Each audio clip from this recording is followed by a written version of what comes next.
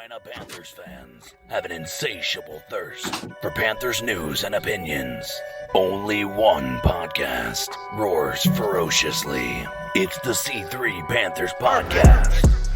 Yo, what's the deal, Panther fans? It's a dub. Third dub in a row makes it a streak.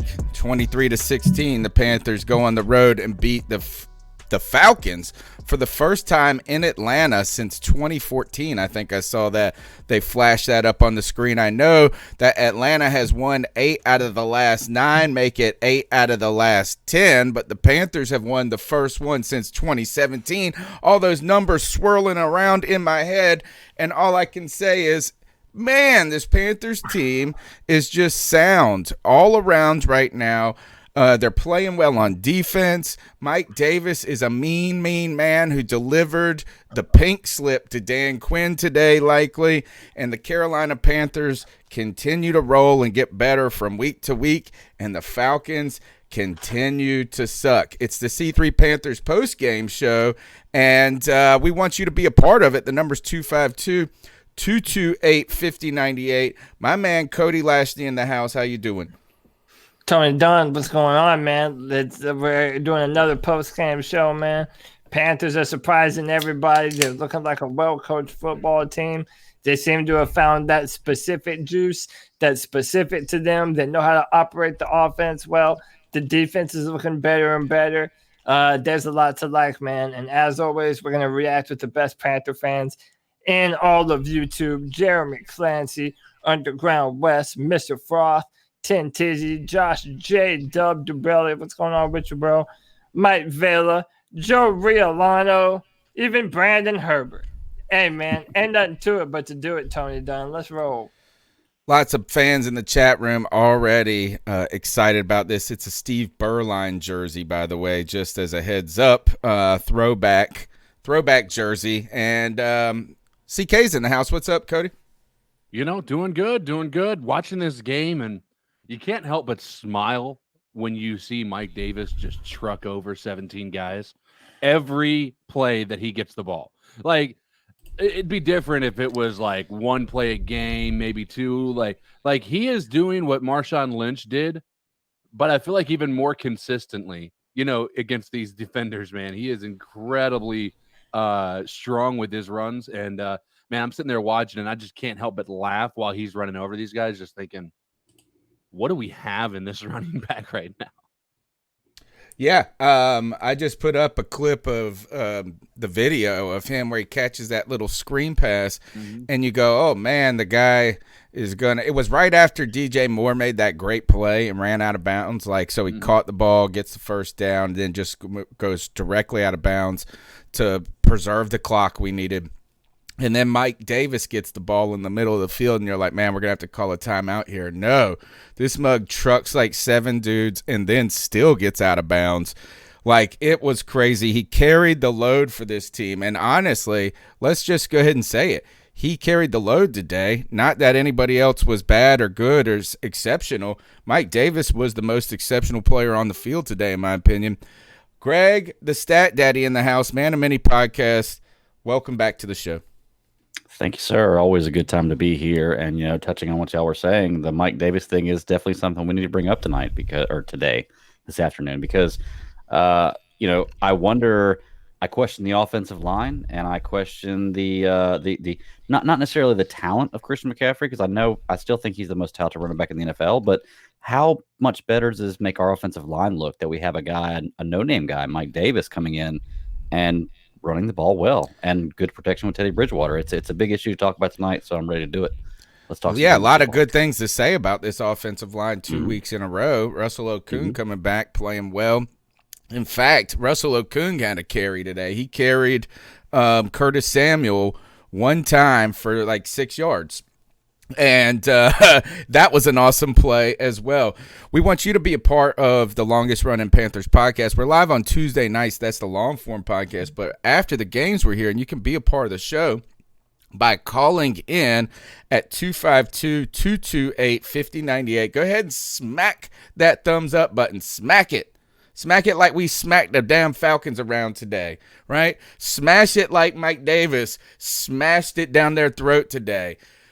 Go ahead and subscribe to the C3 Panthers podcast. All right, let's go ahead and jump into the game. I'm waiting for the NFL game book to come up. It is slow. That's usually up immediately. The Panthers win 23-16. Teddy Bridgewater goes 27 for 37 with 313 yards and 2 touchdowns today. Mike Davis had 89 rushing yards and tacked on another 60 receiving yards. And I would go ahead and say this. Robbie Anderson had a quiet 112 yards. 8 catches, 112 yards. He is the leading receiver in Panthers history through 5 games right now. Right? Like, That's nobody crazy. has had better numbers than him. And Robbie Anderson could have had 11 catches today for 150, and that's with no deep ball, homie. Does it seem like he kind of quietly has a good game every game so far? He's had a great game every week. Very quietly, you know, like Yeah. I said, it's insane. Like, I don't even think about it. I look up and all of a sudden he's over 100 yards or close to it. And I'm like, wow. Well, let me say this. Before the season, we all knew and felt like one of the better aspects of this football team was going to be our receiving core. And, man, I'll be damned if we weren't right. Like, they are showing out, man. I think I forget the guy's name. One of the commentators for the game today made it a point, and he said that the coaching staff feels that they have 2 number 1 wide receivers. And I think that he was right in saying that, and I think our coaches are right in believing that. I think that DJ Moore truly is special. When he was drafted, his yards after the catch ability on film from Maryland was incredible. And he's done nothing but improve on that year after year after year and become a better route runner. And DJ could have even had a bigger game today than what his stat line would have you believe. And then you have Robbie Anderson. And listen, I criticize Teddy Bridgewater for not being an aggressive passer, but whenever he does have to get aggressive, you can trust it's going to Robbie Anderson. And how about this, man? You can trust he's coming down with it. He had a beautiful one-handed catch along the sideline today, and he just made a play on the football. The DB was in tight coverage. It was just a great play. I think this receiving core for the Carolina Panthers is legitimate. And now you're seeing what happens when you have a good offensive coordinator that can really scheme those weapons into advantageous matchups.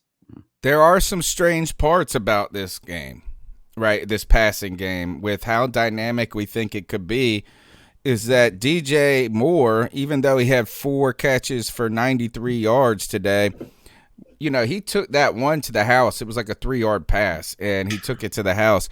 Curtis Samuel's actually been more involved than DJ Moore, it seemed like, in this game, despite that one big pass. And again, the Panthers cannot get a tight end involved in the game plan at all. Why are these? It's just kind of a strain. While it's being successful, and it is successful, Robbie Anderson being a possession receiver, Curtis Samuel being a running back and a short yardage receiver, and DJ Moore really not being involved is not what we would have scripted out 3 months ago. No. Well, I mean, what I'm going to say about that is I think it's less to do with DJ Moore. And that the one play we're going to play that just kind of puts almost a button on the, Teddy Bridgewater's. And people want to say that we're saying Teddy Bridgewater sucks. I don't think anybody on this panel has said that he sucks. Never. We just don't want him to be our long-term answer in Carolina is the issue. And so because we don't believe he is the person who's going to get us over that hill of the Super Bowl. But nonetheless, let's take that out of the equation. That one pass where it was man coverage, or for whatever, there was a blitz coming from the left side. Teddy Bridgewater literally looked at one receiver and one receiver only. And much to the dismay of our stat line, he had a wide open DJ Moore to the left. Now, people want to claim that he was being pressured. You can't, he was just trying to get the ball out quick. He didn't even know the pressure was coming. The pressure was coming from a blind side that he didn't even know was there. He had his eyes on Robbie Anderson the entire time. So, nonetheless, like I said, I think that Teddy Bridgewater did a very good job of being efficient, distributing the ball. But I think it's more to say about how much our team wants us. I'm gonna say maybe something that's controversial. We wouldn't have won today without Curtis Samuel, and I'll tell you why. He caught the third down conversions. He was always in the backfield, and nobody wants to give him credit. They finally did on the broadcast. Eventually, he was the only reason DJ Moore got that touchdown. Because he was down there. Oh yeah, he did throw a nice block there. I do think that DJ's part of the problem. And when I say part of the problem is I don't think he's been playing with a lot of confidence this season. He has struggled. We've put him in some tough places. And when I say that is that he's had to make some tough catches in these slant routes where he's going to get blasted. And he hasn't really done it, right? And then oh, gosh. Brandon Herbert, will you just settle down for a second? Take a damn Valium and chill out, homie, before you say you don't know football and this and that. We all watched it, man. Don't worry. Sorry. Distracted, man. Just take a chill pill. I'm about to tag him on Twitter. But the point that I'm trying to make is this, is that DJ has not necessarily been playing with the greatest confidence. And I don't know if that's part him playing poorly, part us not putting him in great situations or whatever it may be. Robbie Anderson has been playing with great confidence. I thought that touchdown pass today where we get DJ involved, Curtis Samuel does make an important block down the field there, or at least opens the space up. That's very important for getting DJ in a headspace where he can get better from week to week, because if we can start getting him the ball in open space more, then you expect things to happen, right? Mm-hmm. Now, Teddy, for us people that don't know anything about football, Brandon Herbert, here is Teddy Bridgewater's first half stat line, which was the second most in Panthers history. Oh, by the way, for us that don't know anything about football, I'm wearing a Steve Berline jersey. The guy that did it the most was Steve Berline, and that was versus the 49ers, and that was like 25 years ago. But 261 passing yards by Teddy Bridgewater in the first half is the most in the first half this season in the NFL. Second most passing yards in the first half by any Panthers in QB history. So Teddy he didn't turn the ball over today. He had 2 passing touchdowns, and I think the play calling continued to be just right on the money. I will say, though, is that Teddy did not have or demonstrate the ability to push the ball down the field. And if he can't do it, then that's fine. We just have to admit it, right? I mean, or we don't even have to admit it. Is that I think that the Panthers staff has admitted it. There's a couple of things that are going on. Either the offensive line is so bad that we can't get deep balls into the mix, which I don't believe that since they have played very well in the last 2 weeks, right? B, that the looks have not been there, or C, that we're not really trying to cultivate that game because it's not necessarily the strength of our team. And if that's the case, then you tell me this, that Robbie Anderson, Curtis Samuel, and DJ Moore aren't deep threats, or Teddy isn't a deep threat. I'm just sorry, hey, I don't want to sit him. I want him to keep winning. But I just saw this is the Panthers offense is going to try to win a different way. And it worked. It's worked 2 weeks in a row now. And by the way, can I just add on to that? That it's a method that has literally won Super Bowls and have Super Bowl producing teams. I mean, honestly, I think our offense looks like it reminds me a lot of the 49ers last year. And I've always said that we want Teddy Bridgewater to basically be Jimmy Garoppolo, and that's a high-level game manager. I feel like I know that's who Teddy Bridgewater is, And the problem is that's fine. If you say that, people automatically, aka Brandon Herbert, think that you're saying Teddy Bridgewater sucks. No one is saying Teddy Bridgewater sucks. Teddy Bridgewater is operating this offense very efficiently. He's getting the ball in the hands of his playmakers. They're not asking him to do a whole lot because we don't need to do a whole lot. DJ Moore and Robbie Anderson and Curtis Samuel, and now add Mike Davis to that. We have a dynamic group of weapons. You even saw Ian Thomas start to get involved a little bit in the action, sparingly. But no, he didn't even have a catch. He dropped it, dude. Didn't he? Oh, that is right. He did drop that. Didn't have a catch. Right. The tight end. Yeah.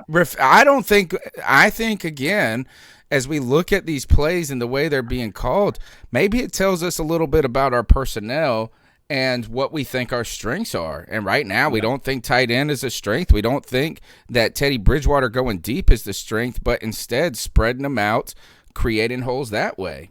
Right, but I also think it's because they want that shifty nature to our offense. This offense is built on yards after catch. Guys that are going to make moves with the ball in their hand and be able to juke a guy out of his shoes and make a play. And I think that's why you don't see a lot of tight ends. I think as the years go on and as we see a little more of Joe Brady, you'll probably see new facets and new wrinkles to this offense that we might not have with this personnel right now. Yeah.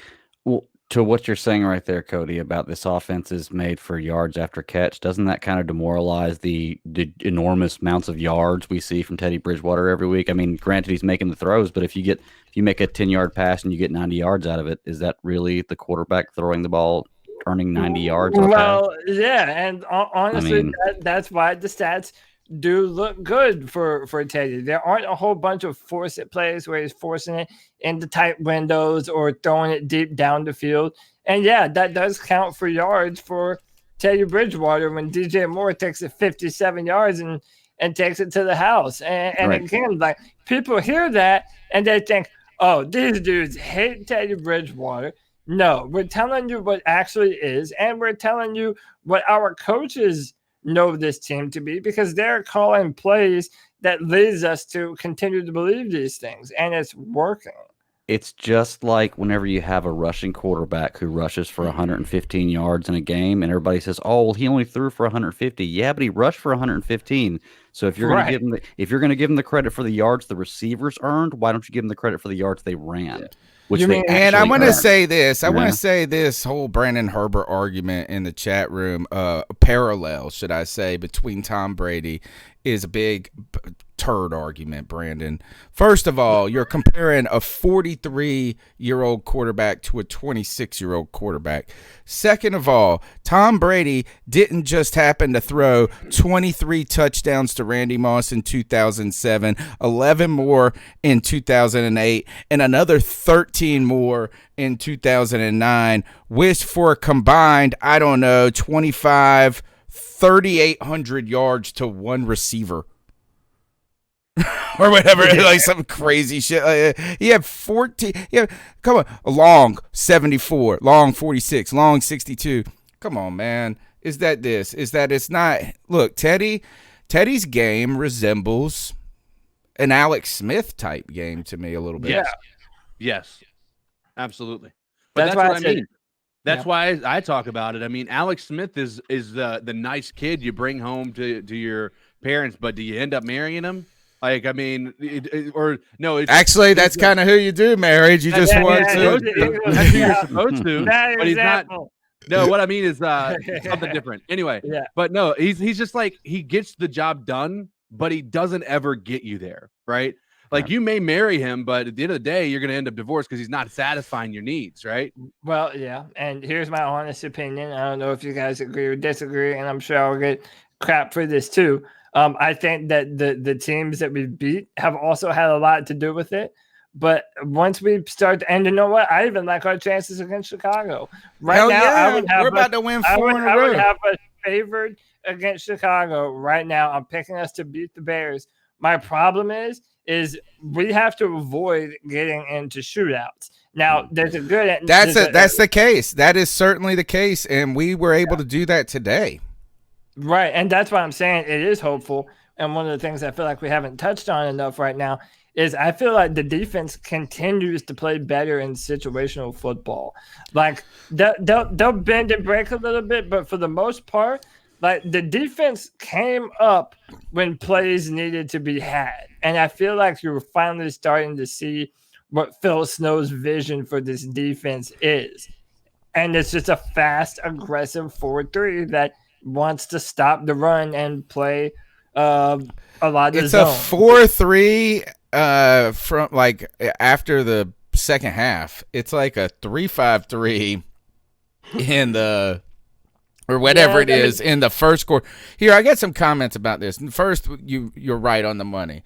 The defense is starting to make plays at opportune times, right? It looked a little sluggish to start the game, and I said, I tweeted it was the end of it was in the second quarter, and I tweeted out the Panthers defense needs to make a play, and what happens? Brian Burns causes a fumble. Justin Burris about picks it up. Even though we don't get it and pick it up, we get the ball back and then we go down and score. I'm pretty sure we went and scored on that drive. Right? The defense made plays there. What you saw is that they were not really part of the problem for the Falcons is that they just refused to stick with Todd Gurley. They should have just ran the ball like every down. I mean, they were having much more success with that. It was Matt Ryan that lost them that game. I mean, not lost them that game. We played well, so I'm happy with that. But our defense, a lot of guys are stepping up and being part of the equation. Other things I observed in this game, KK Short was making a difference in this game. So that means he got injured again too? Yeah. He was out for the last couple of drives with the shoulder injury. Golly. Shoulder, dang. It was his foot before. And then we also had Brian Burns with some sort of injury. I don't know what it is yet. They said concussion, but his brother is saying that it wasn't a concussion, but he's probably exhibiting concussion symptoms, but it's not actually a concussion. So he was laying down on his stomach. You saw him, and almost like you wonder if he got the wind knocked out of him. That could have been something, but you're right. It did look like he took some helmet type action. You know what I mean? He was getting there, thudded down there. Dante Jackson hurts his toe in the beginning, but first play, I think. Yeah.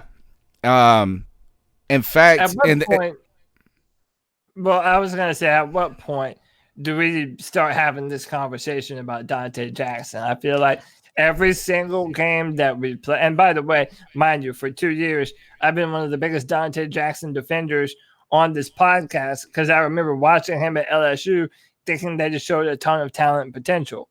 But now, not only has he played undisciplined in his time here, but now every single game he's coming up hurt, coming up with an ankle or a toe, or it's like, I don't know, man. So much of being a good football player is being available. And if you're not available, you're not helping this football team. And that says to me that even though we drafted all defense this year, we have some serious holes even still. Dude, we could use a left tackle or a corner, man. Like we could use that in the draft. Like if we had a Kuda, all right. But on another more positive notes, though, for this defense is who's the guy that we got from the Eagles? Rasul Douglas. He's been playing fantastic. Yeah, he's been fantastic.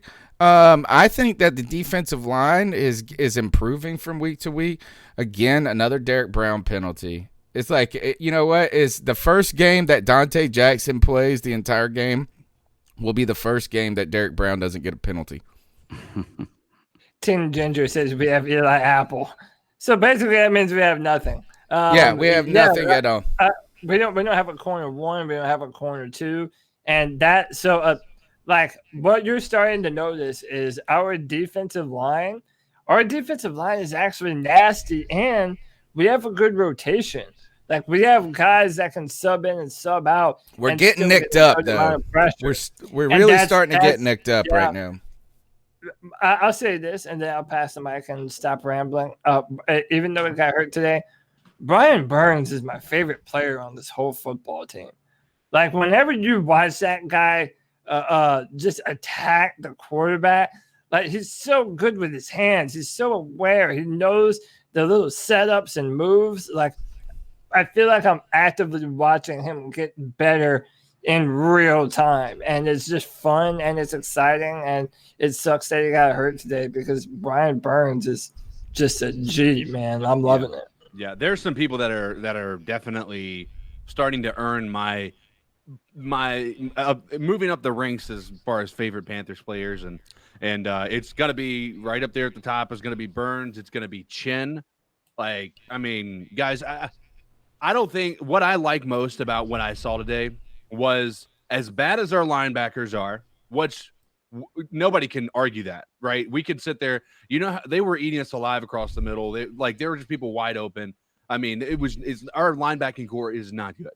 No matter what, you can look at Shaq, it's not good. But Jeremy Chin was always there at the end of every play trying to do something every time. Like, you saw his motor. It reminds me a lot of Luke, where he was always there when the play comes to an end. Somewhere, whether it's 20 yards down the field or if it's 5 yards in the backfield, he was always there today. And he's leading the team again in tackles today, assuming that was the last stat I saw. But Jeremy Chin is a pickup and a half. Chin check you. Yeah. All right, let's go ahead and jump into the calls. The number's 252-228-5098. Let's see what the Panther fans have to say about this win. It's a streak, folks.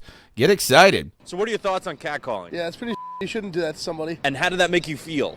Very uncomfortable. So how do you think catcalling makes the person feel? It feels good, like... Who's that cat sitting in the back corner with his face buried in his nose? Who's that kid that can use one? Yo, C3, what's up, guys? This is Nova Black. I'm just calling Nova Black. I love you guys. Panthers win again. I'm not sure, man. This makes us like what? Number 1, number 2 in the NFC South with this win right here. I mean, the Falcons choked and all, but we gotta play better if we plan on to contend or make it to the playoffs. Cause I got hope for the playoffs. Hopefully we keep getting better every week. Defense keep getting better every week. And Dante Jackson stay healthy. Damn, can anybody stay healthy? Anyway, keep pounding, guys. We got another win. Catch you guys next week or Tuesday. The weekly show. I'll definitely be listening, tuning in, and sharing because I don't have to work. So, love you guys. Over and out. My man, Nova Black, legend among Panther fans and legend among the C3 show. Let's keep pounding with these calls. What's up, y'all? It's Darius from Raleigh. I want to give a huge shout out to this coaching staff. I don't even think what I'm about to say is controversial. We would not be 3-2 with all the adversity we faced this offseason, these new faces, if Ron Rivera was still here. Let's be honest. Go look at what Redskins fans are complaining about and what we've been complaining about since his tenure in Carolina, and that's clock management. This coaching staff right here is the reason we are 3-2. They are playing hard for these coaches. One thing I want to point out is how many times did we complain about missed opportunities when people were streaking down the field, but wide receivers were giving up on blocking down the field. Cough, cough, Funches, cough, cough, Kelvin Benjamin, and the list goes on.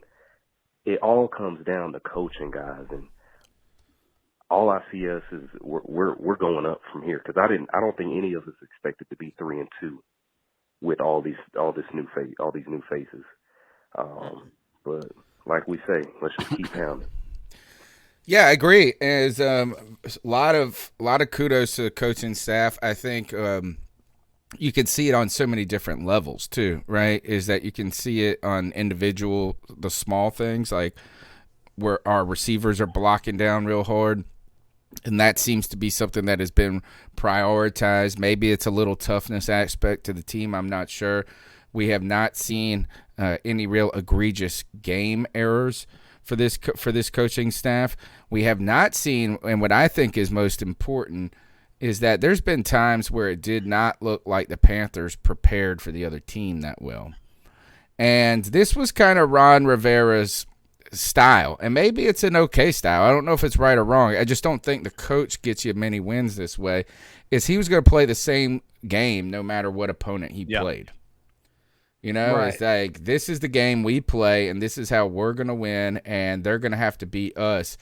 Well, when we look at some of these other coaches across the league, at least I think Bill Belichick being the number one mastermind of this, is that not only does he coach his team that way, but he coaches his team in preparation for the strengths and weaknesses of his opponent. I'm not ready to say that we've started to attack weaknesses crazily, but we have not looked one note as a team in this. Joe Brady has continued to be balanced without being too conservative, and the defense is getting better from week to week. That shows, you know what, good coaching and players getting better. And, you know, I mean, the players got to play, but the coaches aren't getting in the way. Right. Hey, real quick, this is kind of away from I just want to ask real quick because I'm putting something together. How many yards did you say Bridgewater threw for in the first half? 260. 260. Okay. I got something to bring up later after we get done talking about What are you talking about, 50 yards in the second half? I'm talking about 50 yards in the second half and 3 points. Yes. Yeah. I'll bring that up in a little while. But let's praise him for a great first half, but 50 yards and 3 points in the second half. Let's also, I mean, like I said, not going to shit on Teddy Bridgewater because this is a win that I think is impressive, but I'm also interested to see what his second half stats are with receptions and completions, because but also factor in this, you're ahead significantly. Mike Davis was getting and Mike Davis was getting and running the clock down too. He was picking up 8 yards a chunk.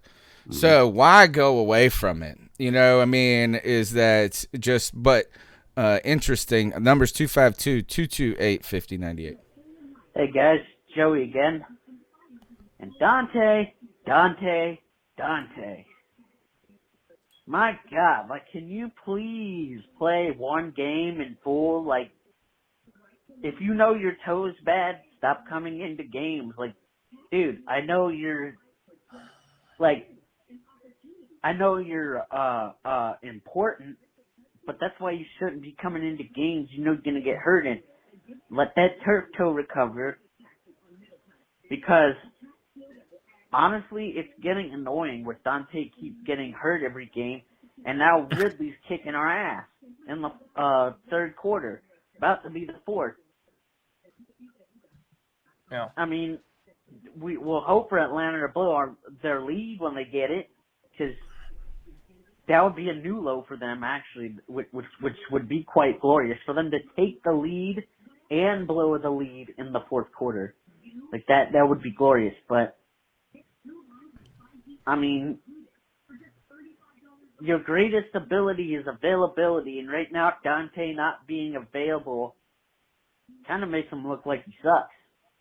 So, and I know he doesn't. He's gotten a lot better under Matt Rhule, and he's been one of our better defensive players. I mean, our whole defense has stepped up better than we expected them to, but Dante needs to sit until he's better, because we can't keep losing him, and we can't keep having to scramble in games. The problem is we need him, and this was one of the things is we already gambled a little bit. Thanks for the call, Joey. Here, actually, we got to get the Rhule in. We'd be great too, but I think Jackson is a huge void that's getting to be a problem, and it's annoying me. Anyway, guys. Wow. It's the thing is, it is annoying, but you really can't control injuries. He's battled through a lot here. To be honest, think about this: if we didn't have Russell Douglas, how bad it would be. Yeah, it'd be bad, man. We'd have to go pick up somebody. And you know what I find funny? Like how we were just talking about the difference between first half and second half with Bridgewater. So like we can do the same thing with Marty Hurney now. Oh man, thank God Marty Hurney went and got Russell Douglas, man, because our DBs would be getting even more cooked than that's part of. But that's part of. You do have to do that as a GM. You have to make go back the other way and look at his first option, which was Eli Apple, who has yet to play any meaningful football or do anything. Well, his hamstrings have exploded. He has 2 broken hamstrings. The Panthers were not clearly trying to invest in the secondary this offseason. right? I'm just saying this is that, and they put a lot of stock in the guys that they had and hoping that they were going to be able to tough it out. It sucks. I mean, you knew this was a big risk because Dante is a smaller dude. It's kind of like, putting all your eggs in the basket of Curtis Samuel or Damiere Byrd. I mean, at some point you think that these guys could potentially get hurt. Next call. Hey, yo, C3, how we doing? Dave from Brooklyn. Good to talk to you. What's up, Dave? What's up, Dave? Blank is on the field right now, so you know what that means. He's about to sell Matt Ryan, the human banjo, a coffin. Guy was the greatest Undertaker the world has ever seen. Hey, ice up Matt Ryan. They take the ball out of your hands for the whole second half. They start coming back. You throw one pass, they lose. Oof. This Falcons rebuild is going to be one hell of a ride. Oh, one more question. So, is anyone else on this defense going to tackle anybody other than Jeremy Chin? He's the only one doing it. Talk to you later. Yeah, somebody in the chat room said earlier that the run defense is still a problem. Todd Gurley was a problem on the outside. I did see, what's strange is like sometimes we're tackling really well and flying to the ball, and then sometimes they're just able to pierce through it like a knife. I saw Drake Boston make a big tackle up the middle on a running back today, and I also saw him miss horribly. Yeah. So it's hard to. I think the defense is playing better though. I think the tackling's getting better. Right? Yeah. Is that we were really bad at tackling last year, so I think the team looks better than it did in week 1 than it did. No, it looks better now than it did in week 1, and that includes Teddy, who's able to get us manufacture some touchdowns for us now. Right? Is that instead of Joey Sly even looks better. The question is how are we going to continue to fortify? And we're actually. Not the question is, imagine this team with another defensive end. I know that you guys like Gross Matos, but he's had a good game today. He did. He's a skinny fella too, though. Imagine if you had for what he needs to put on like 15 more. He needs to do what Cleveland Farrell did. He's about the same size, 265. That's small for the NFL. For the NFL, that's small for an end. Yeah, you got to be 285. What's Bosa sitting at? But, dude, for a defensive end, you also have to realize you have to be. What's Bosa sitting at? The edge. What's Bosa sitting at? Bosa's 285? No. Yes. No, Bosa's not 285. Look it up. Look it up. It's not 285. I'll look it up. Tony, you have to realize that 280-plus pounds doesn't bend the edge very well. Like, there's a fine line of body weight that you have to hit. Like, dude, some of the freaks. Brian Burns is only a little bit underweight. He's not even that much underweight. He's smaller than he's bigger than Gross Matos. Bosa's 280 pounds. Told you. Okay, most defensive ends aren't. Pick another one. Pick another Bosa. No, not another Bosa. All right, how about Myles Garrett? Myles Garrett. Yeah, Myles Garrett's. I was thinking Miles Austin. I was like, what's he got to do with this? He's a wide receiver that played for. No, dude. All right, I'm gonna go to the next call while you. I'm gonna go to the next call while you say this because you gotta be 285. I was trying to be real nice earlier, but I changed my mind. Why does Matt Ryan always look like he just got slapped in the face? Simple Jack with his helmet on. Say you make me happy. He don't like Matt Ryan. I don't know. His overalls on. You know what? Off and walks home. You know what? That's gonna be damn Cody next year when Trevor Lawrence is a Falcon. I hate all you so much for already using this against me. I'm at the point where it's like I'm wanting the Jets. Like I'm wanting the Jets. Like I was at one point wanted them to win. Like when I thought the Panthers might be in the running, but now that I know we're not, dude, I just want the Jets just to lose every single game. Dude, we might have a scenario where if somebody in the NFC East gets that number 1 pick, because right now the Giants are winless, but they're beating the Cowboys right now. God. Yeah, it's so weird right now the way that everything's playing out. The Redskins, I mean, everybody. If this plays out the way that it is right now, there is a chance that everybody in the NFC East has 1 win going into Week 6. A lot of teams are in the running for the number 1 pick right now. Like, we still need more football to sort itself out. The Jaguars are still in the running for the number 1 pick. It's like there's a lot still going on, man. But yeah, it's not going to be us unless we trade up for them. No, we definitely smack the thumbs up button. Subscribe to the C3 Panthers podcast. The number's 252-228-5098. Is it really that hard to push the thumbs up button, to hit the share button, share it on Twitter, on Facebook, wherever you hang out? It's not that hard. It's easier than calling in. Be brave. Call in 252-228-5098. Darius Jones says Dan Quinn fired. Is that true? We're going to look it up. What's going on, C3? Stacks chilling back again. Oh, my goodness. I don't know what game you guys are watching, but this Panthers team is looking like the real deal. Defense has literally stopped Matt Rhule. I know they didn't have Julio, but still look very good. I'm actually watching the last 30 seconds now. Very impressed, especially to do without Brian Burns and a couple of our main starters. So things are looking good. But a couple of things I want to highlight is, yet again, Teddy touchdowns. I keep hearing you guys still talking about Trevor Lawrence. Just give it up already. Teddy is the man. Teddy is putting up career numbers and is putting the lights up on the stadium. Additionally, Mike Davis, or I call the little beef stick, doesn't go down. Wide receivers looking good. Robbie Anderson, new number 1. DJ Moore still running all the way. This team, I don't know, man. I'm not gonna count them as a 9-7 team.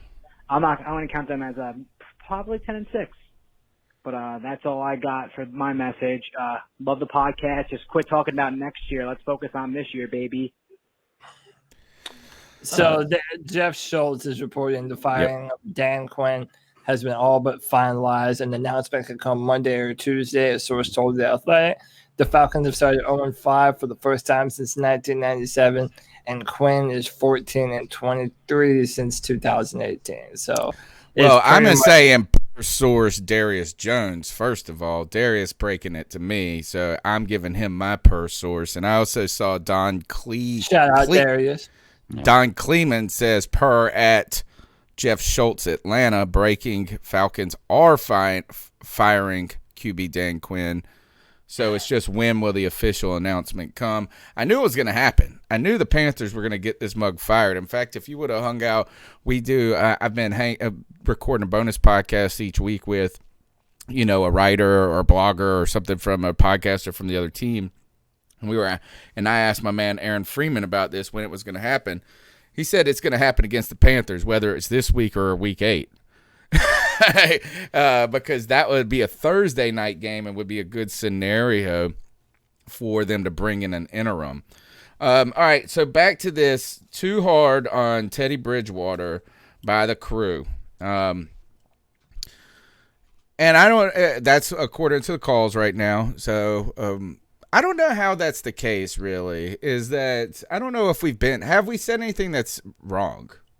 No. I mean, we haven't been hard. I mean, like we said, we've said he did a really good job of managing this team. I think a lot of people want to come at the throats of people who say that Trevor is not the future of this organization because he had a few good games where he's. And again, just keep in mind, 2 games ago we won in spite of Teddy.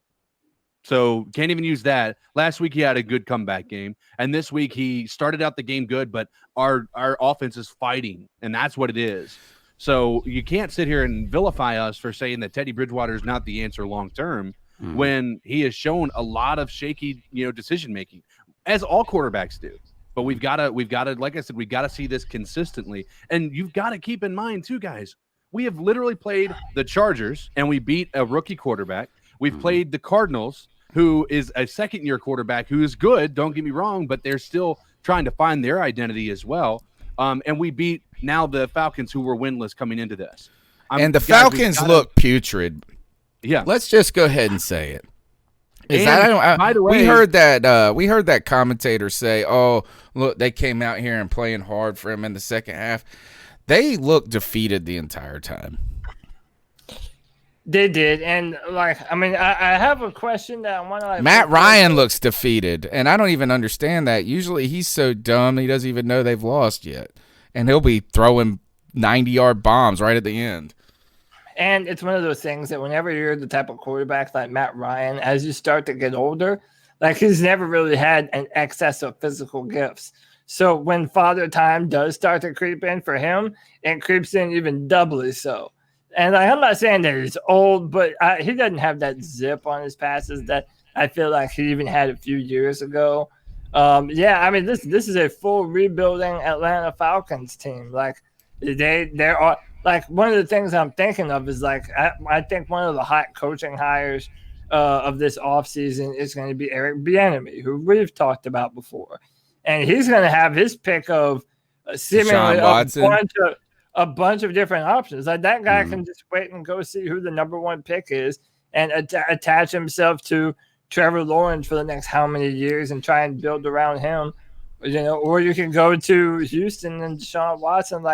There's a lot of bad teams, and Atlanta, I feel like the team that has the number one pick is always unexpected, and Atlanta was that unexpected team this year that's just, they're dog shit, man.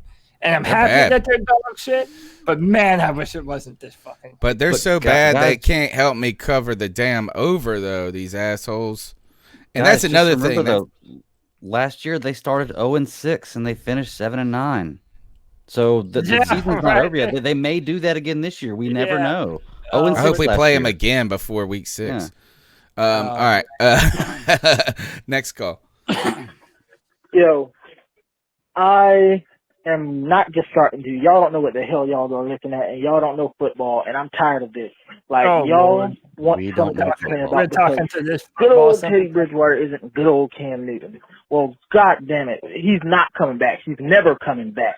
Get the fuck over it. Nobody said Cam Newton not one time this show, guy. Teddy Bridgewater threw for over 300 yards because he was making good decisions. Maybe he would throw a 40-yard bomb like y'all want. 4 touchdowns, 3 interceptions this year. Ooh, he's killing it. Tired of this. We don't know football. 4 touchdowns, 3 y'all are just interceptions. ridiculous.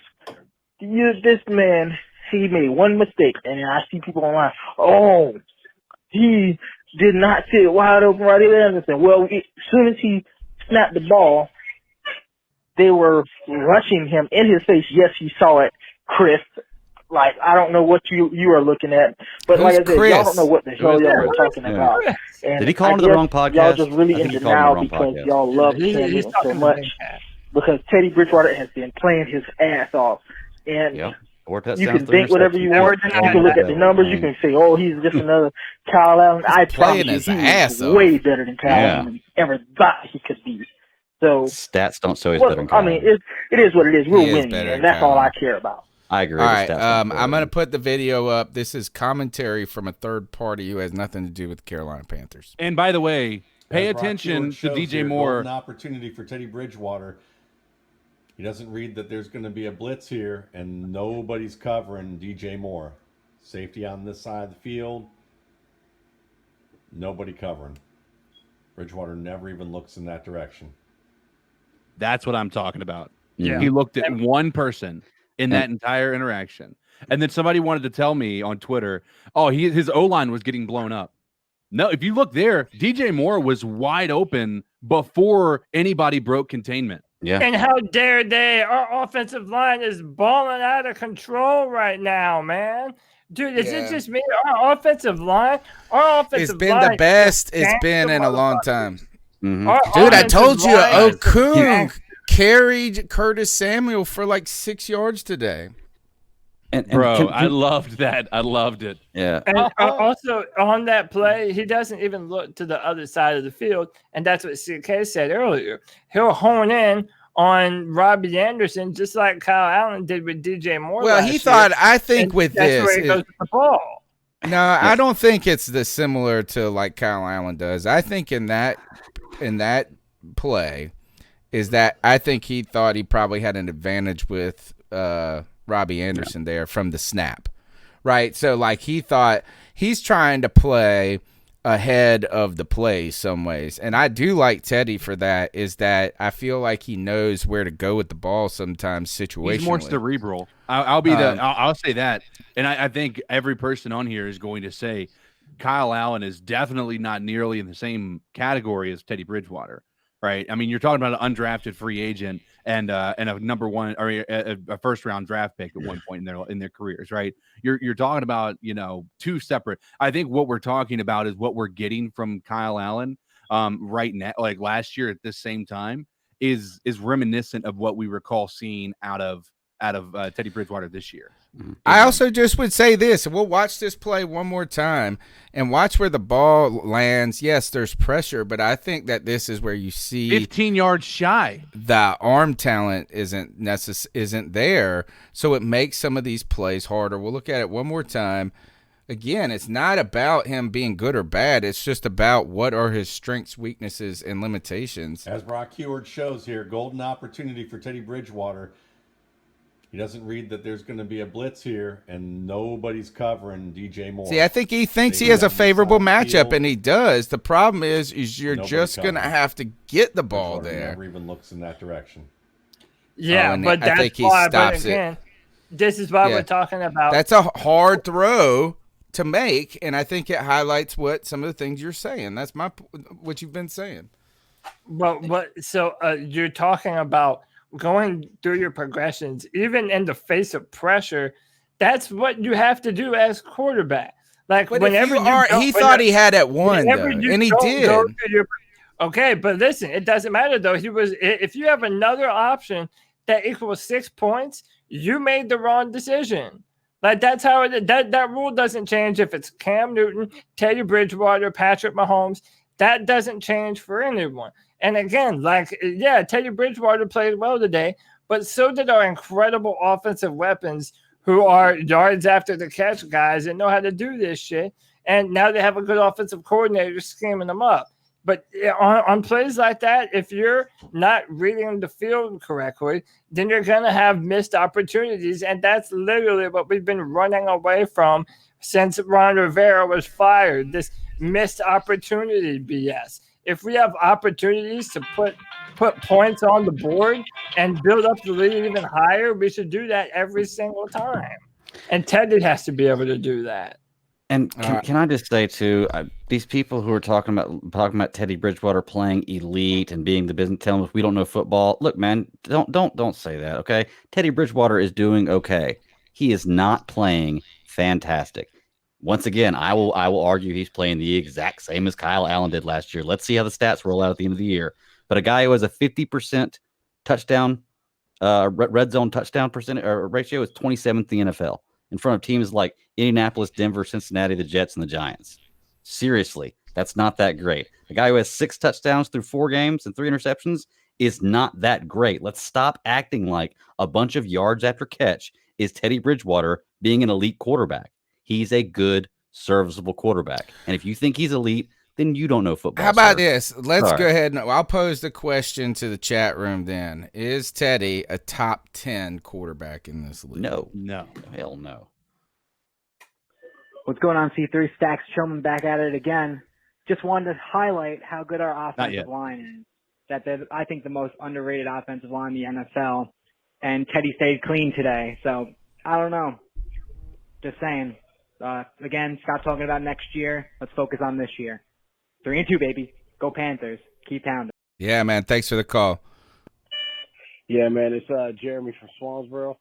What's up, Jeremy? Fucking 2 gloves, man. And Mikey D and the boys are making it happen. I'll tell you what, it's starting to look like a good team we got here, guys. Defense, I hope these injuries aren't too severe. But, hey, future's looking bright. So I think it shows you what happens when you play in all 3 phases of the ball well. The Panthers defense gave them enough problems, limited their performance limited the team to 16 points. So our defense played well. Carolina was able to find the end zone, so the offense was able to convert. And if this damn game book would ever come up, oh my gosh, But I would tell you what the third down conversion rates was. That's what I'm really interested in, and them on third down. But then also, I think another thing to highlight is finally up. Another thing to highlight is our special teams continues to play well. This Joey Charlton dude, or whatever the punter is, dropping the ball on the 8 a couple of times. Man, he has been playing great, like where I don't even miss Mike Pilardi almost. And Joey Sly is making the field goal attempts. Pharaoh Cooper, a little wanting to get involved in the action, maybe just a bit too much. I saw some people talking about that. We were 6 for 12 on third down, so we were not fantastic, but we were okay. We were better than they were, 6 and 13 on third down. Fourth down, they were 1 for 1. We didn't have that, and I'm trying to see, did we have any big plays? I guess that's another way to what were our explosive plays? I'd like to know what those were. But yeah, this is when all three parts of the game play well, you're going to do pretty well. We didn't turn the ball over. We forced turnovers. We won the turnover battle. If you don't win these games, it's going to be hard to win the games you don't play well in. That's my point right there. So, yeah, we should be excited about the performance of the Panthers. The number's 252-228-5098. Hey, guys. It's Jason from Colorado calling. Heck of a win today. Great to beat the Falcons for the first time since 2014 at home. So that was sweet to watch.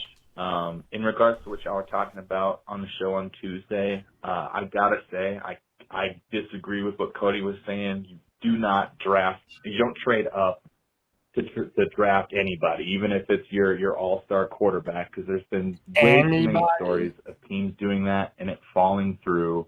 And even if you're 100% sure that Trevor Lawrence is the guy, there's nothing to say that even if you draft him, that he doesn't have exceptional talent and get hurt and not be able to play. There's things that are outside of your control that you can't risk the future of your team on. And so kind of goes back to what I said on the call a couple of weeks ago, that you need to draft well and not high. And that's what the teams who have found their quarterbacks in the later rounds have done. They didn't reach.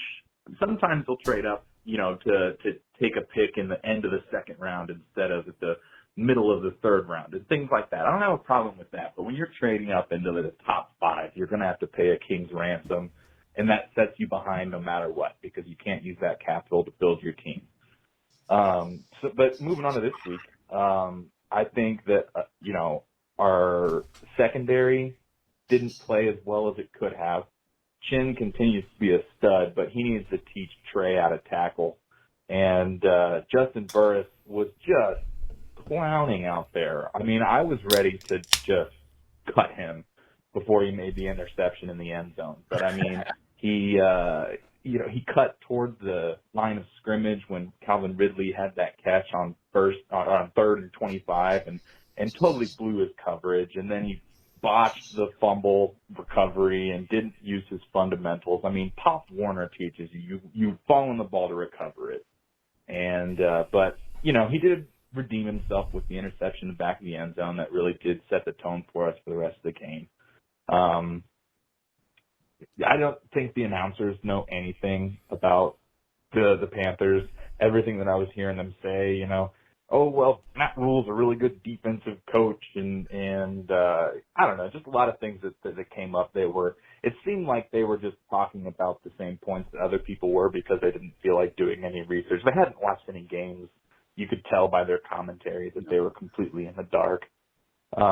But I was super stoked to see DJ pull the Forrest Gump and just run out the tunnel on his 56-yard catch and run. That was pretty exciting. I'd like to see him get more touches. It seems like Teddy is kind of falling into a rhythm of looking for Anderson first, second, third. Let me see. Let me see. Here, it's back in.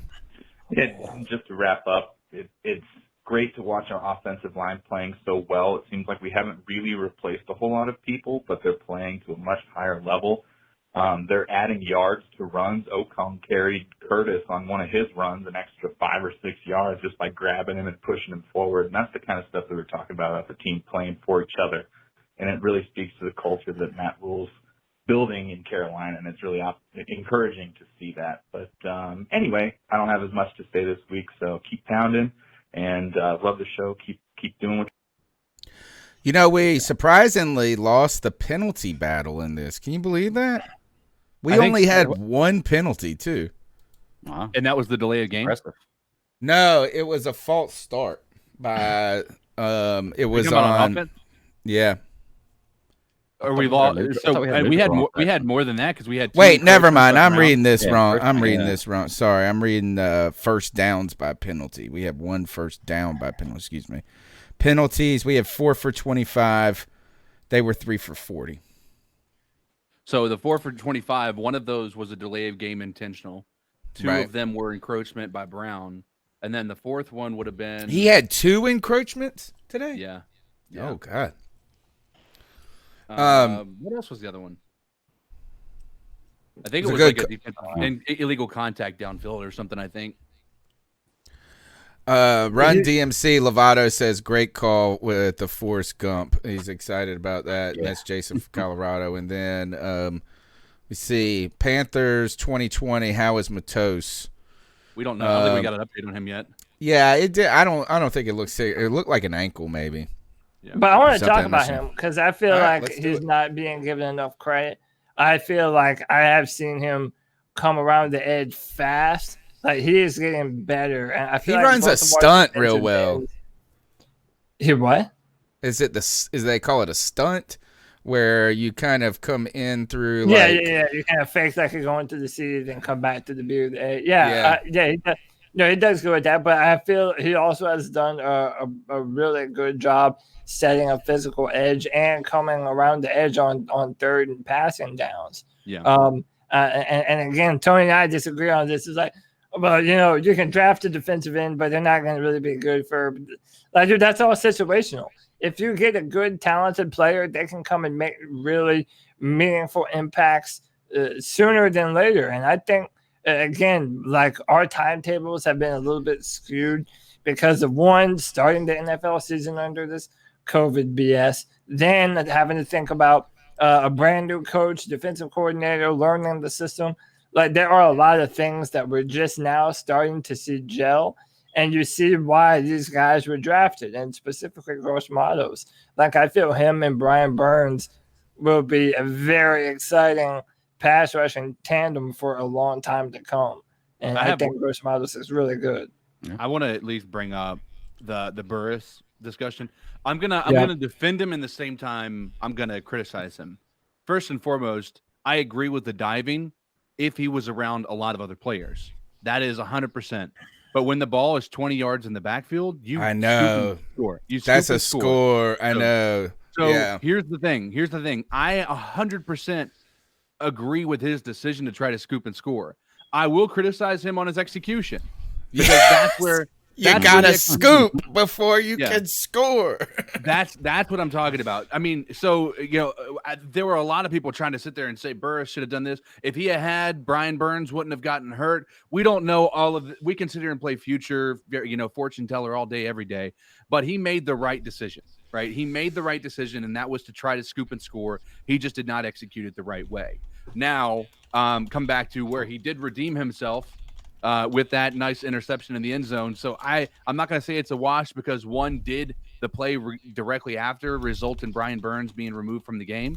But nonetheless, I think we've got to allow him to have some benefit of the doubt. And I think that comes back to coaching too, is that he was making the right decision there, but the execution aspect of it was wrong. So his mind was in the right place. His hands were not.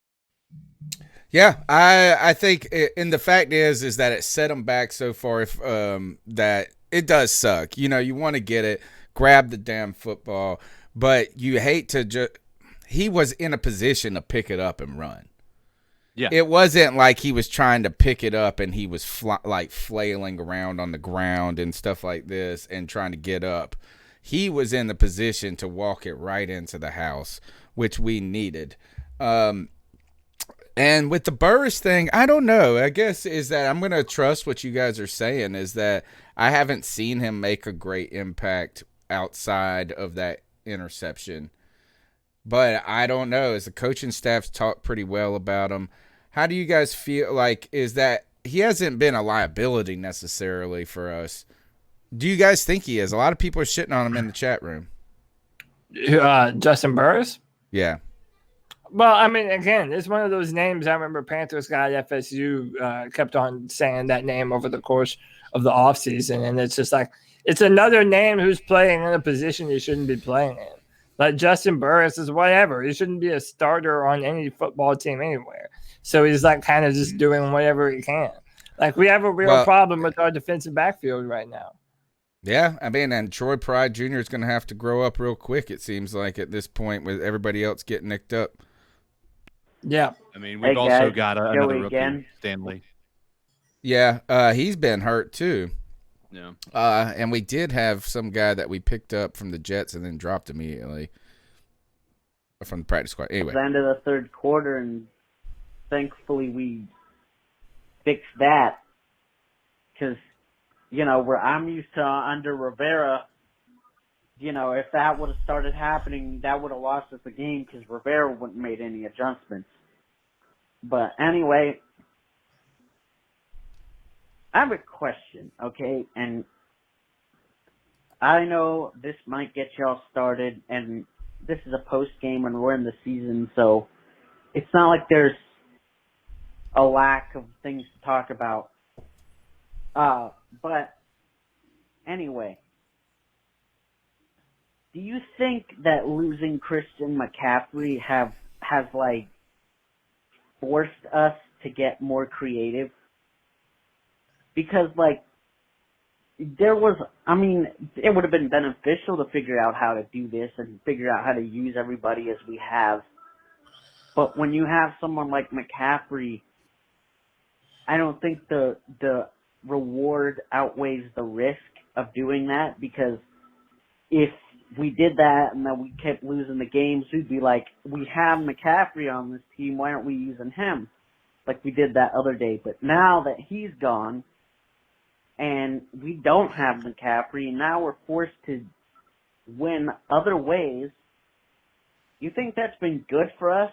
I mean, I'm not saying we don't want to have McCaffrey back, but I kind of think that's been good for us because we've figured out other ways to win, and now when McCaffrey gets back, it'll just make it that much better. And we better not go in the shell and only use McCaffrey just because he's a beast. Yeah. Because he's shown that he's mortal. And he won't be the same again, because Saquon had that injury last year, and he wasn't the same. Like, he'll be great next year. He'll probably be great, but, like, he won't be what we're used to from CMC for this year after that injury, I don't think. Anyway, guys. Oh, it cut All right, here's what I'll say to that before, you know, listen, I said it from the day one that we saw him go on IR. I said this is going to be good for our offense because now the ball is going to get spread around. And when he does come back, not only are they going to have to game plan for Christian McCaffrey, they now have to game plan for Robbie Anderson, Curtis Samuel, Mike Davis. All of a sudden, you have a lot of different heads looking a lot of different ways because they're like, oh, CMC doesn't have to do it all.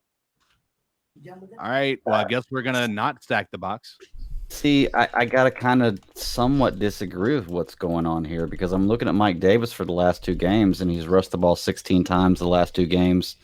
Looking at 84 yards and 89 yards. I'm not even looking at receiving. Let's see, receiving, he's had 9 receptions this game for 60 yards and a touchdown, 5 for 27 last game. That's very similar to what we ran with Christian McCaffrey the first 3 games when he was in. About 16 rushes and about 7 or 8 passes. Yeah, but if you I tell you, Mike Davis is a man, though. You ain't is that like game is what we're saying. We didn't change anything because this is what the analytics people will tell Yeah. you, and this is also going back to what Cody said about paying the running back and things like this. That's the point that they make, is that the drop off is not significant enough to alter games as much as you think. Now, I think that there's some things that you should throw in here. Number one is Mike Davis has been playing like a man possessed, right? Mm-hmm. And today he just like was smashing it, right? I mean, he was beaten. He was a sledgehammer out there. And so that's one thing. another thing going to the, so it's not like you could just sub anybody in. This guy's actually out there doing some damn balling. The next thing is that I do think there's something to be said about Joey's call, and I don't know what the right wording is if it makes us better. But what I do think this has required other people to do is step up into leadership roles on the offense when times are tough. And somebody that's benefited the most, arguably, is Curtis Samuel. CK said earlier in the show that we would not have won this game without Curtis Samuel. And I think that one of the things is that's given him an opportunity to show his self-confidence on the field. And I think that's a big deal. I hope what it does when he returns is I like when they motion Curtis Samuel into the backfield and then motion him out as a receiver. If you start doing that with McCaffrey, where you motioned McCaffrey out as a receiver, Curtis Samuel in as a back, all of a sudden you're going to learn what defenses are doing so much, right? And I think that's kind of a cool thing. We ran one play where – and I don't know. I think it was when we were trying to get them offsides. It might have been where we drew it down all the way to the delay of game penalty. But we motioned Curtis, then we motioned Robbie. Like, it was everybody's moving around, and they were just hoping that the defense was going to get confused. I think that is something to be said. And ultimately, we have learned that Teddy Bridgewater, through 4 games, has proven to us he is the equivalent of Tom Brady, Patrick Mahomes, Peyton Manning. Who was the other name that was up there? Aaron Rodgers. Aaron Rodgers. 4 games. And this guy wins. He wins like Jimmy Garoppolo. Him and Jimmy G are the greatest QBs in the history of football. Throwing Alex Smith, and you've got the whole trifecta, bro. By the way, Jimmy G's getting smashed right now. Just so y'all know. Well, he's not. Yeah, is he even back yet? Yeah. There was one. Oh, he is back this week. There was one point where he had won something like 13 or 15 in a row or something through 2 seasons. Yeah, and that was because he ended got one traded. Season, beginning of the next. Yeah, he got traded in a garbage time season, and he got a massive contract that off season, which I thought was a mistake. I still think to this day was. It was the biggest at the time, wasn't it? Yeah, yeah, it was the biggest. He became off of a 5-game winning streak where his numbers were mediocre at best. But anyway. Which is what happens when you overreact to a quarterback like Jimmy Garoppolo or Teddy Bridgewater, and you see what happens in the results. They were the Super Bowl last year. They're 2-2 this year, about to lose to the Dolphins. I think what Brandon Herbert is saying is slanderous when it comes to these other guys.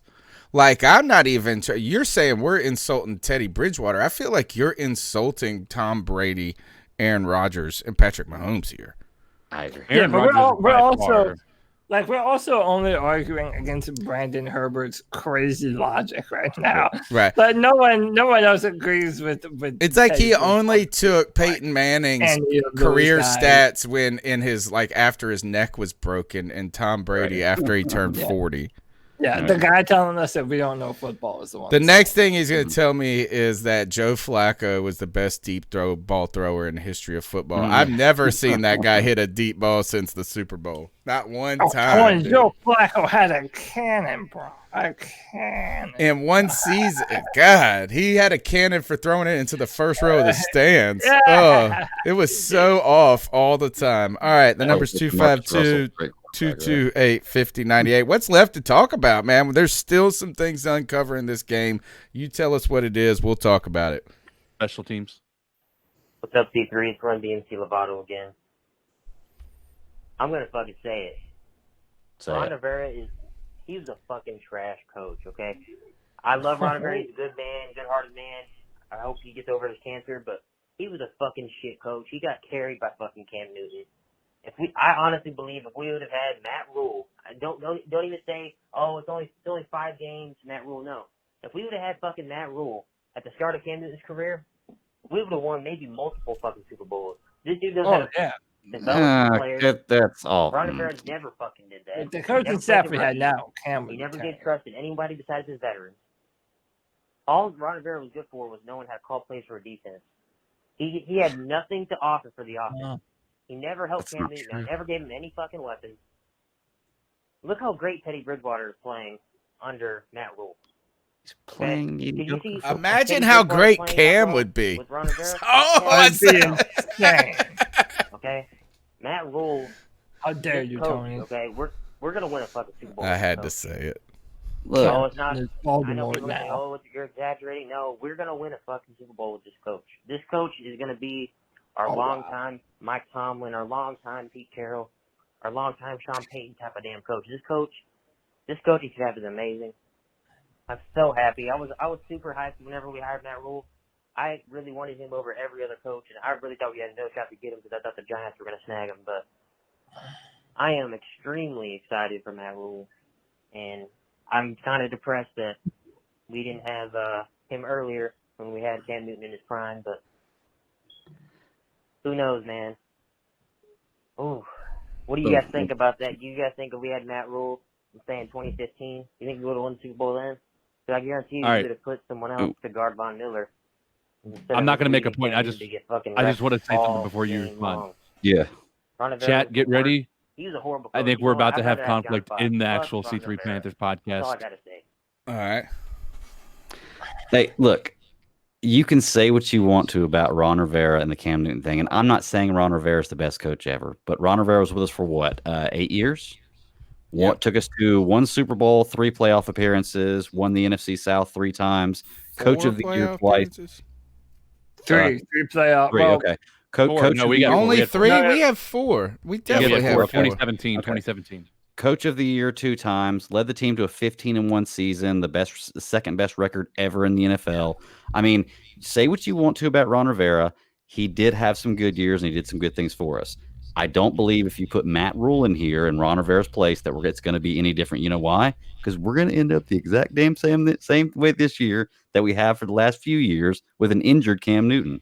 So, I mean, say what you want to. Like I said, in 13 games in, I'm going to compare the stats for what Carolina was the last 3 years and what they are now. And then I want to hear people talk about how great Matt Rhule is and how great Teddy Bridgewater is. I'm going to tell you, this is where I said we're going to have conflict.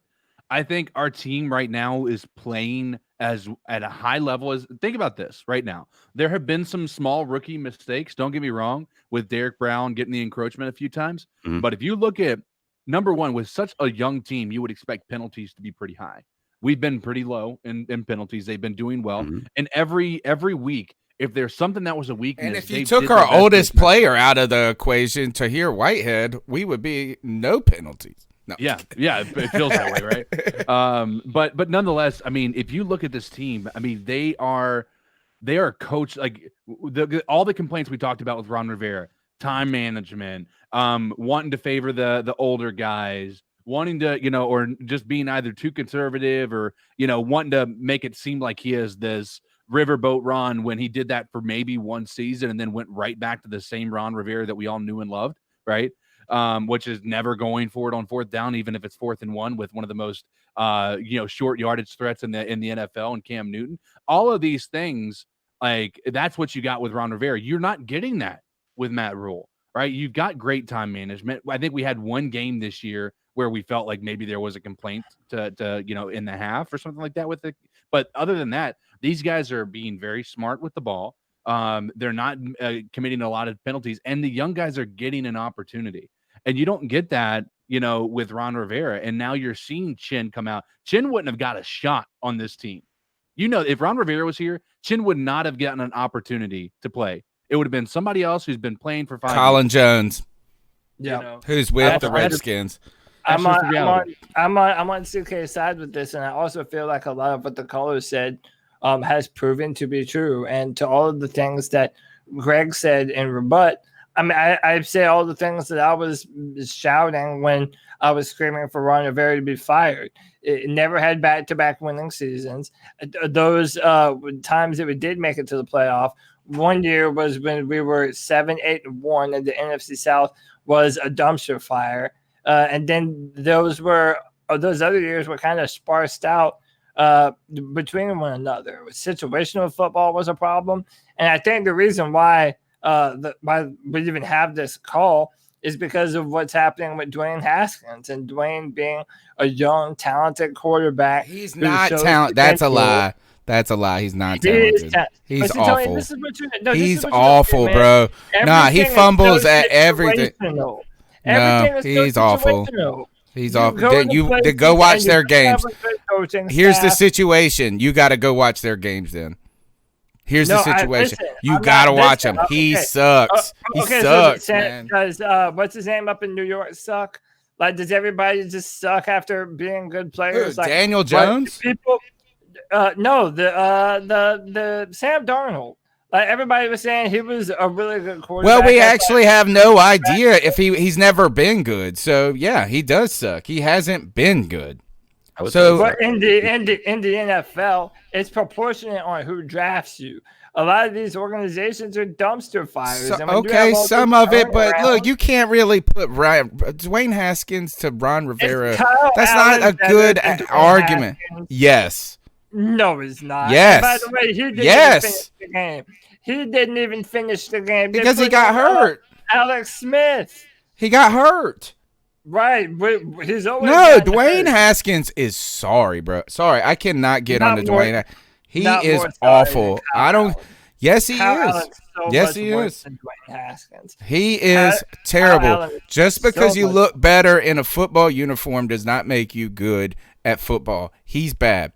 Now, I think the truth kind of lies in the middle. I think that Greg is right to point out that Ron Rivera did a lot of positive things for this organization and was involved in a lot of positive things. So to be like, well, it's in spite of Ron Rivera rather than because him is a little egregious in some ways. On the other hand, you got to wonder what it would have been like to see Cam Newton play with Matt Rhule and Joe Brady. Yeah. Oh, wait a second. It could have happened. It could have happened. Sorry. Now, going back to this is that there is one thing, and this, I don't know who the blame falls on. It's going to fall on Ron Rivera largely, as well as the general managing staff, is that and I said this, and I've been consistent when it comes down to this with Cam Newton, is he was such a luxury. He allowed you to get away with stuff. He allowed with you for years to not really have to force that O-line development. He allowed for years for you to miss and not have any talent around him. So the question is that if you would have put Matt Rhule, and who knows, Joe Brady would have been like 9 at that time. But if you would have put them, the question is that could there have been an approach taken with Cam that would have been more exciting? I think it could have been, but at the same time, I think Ron Rivera became a worse coach as time went on, which is the strange part. I think if Cam Newton is on this football team right now, we're one of the best teams in the NFL. I agree with that. Think about this offensive line right now, guys. Like, I mean, here's why I say think about coaching in this respect. What has changed on our offensive line other than Okung and getting rid of Trey Turner? Oh, I don't know. It's like we don't know who our guards are. That's one thing that's changed. I have no idea who our guards are. Whoever they are, shout out to them, man, because they're fucking rock stars. But that's what I'm saying. Yeah. Let's credit coaching to this, because like our offensive starters, is Joe Matsko overrated? Oh, we've been on that. Our old offensive line coach. We already know that Joe Matsko has always been overrated. He's always been just a name for just being a name that people like, so they attach to him. Listen, I think how about this? Can I ask you? Let's ask the question a different way instead of what it could have been, should have been, and all of this. Why is this offensive line playing so well right now? Let's ask it in a positive form. I can't really speak to exactly why. I think that, and that's why. Paradis. Let's start with Paradis. Paradis has been consistent. Paradis has been consistent, but again, a lot of this is on coaching, and the reason why I say that specifically on our offensive line is because when you're an offensive lineman, instead of thinking of that like 5 different positions, that whole offensive line is kind of like one big position because so much of what you do is connected to what the guys around you are doing. So I think that's true, except for we've seen left tackles be fucking horrendous for this organization. And I gotta say this is I've watched even in the game where Greg Little was bad, the left tackle play has not been the shit show it has been in the past. And that alone, I think, is where one player can stand out. Is I think Moton is playing well. Is obviously our left tackle has been, whatever this rotation is at this point, is better than we've had in a long time. And I think Paradis is really anchoring it with those guards. I don't know who the guards are, but they're playing adequately at this point.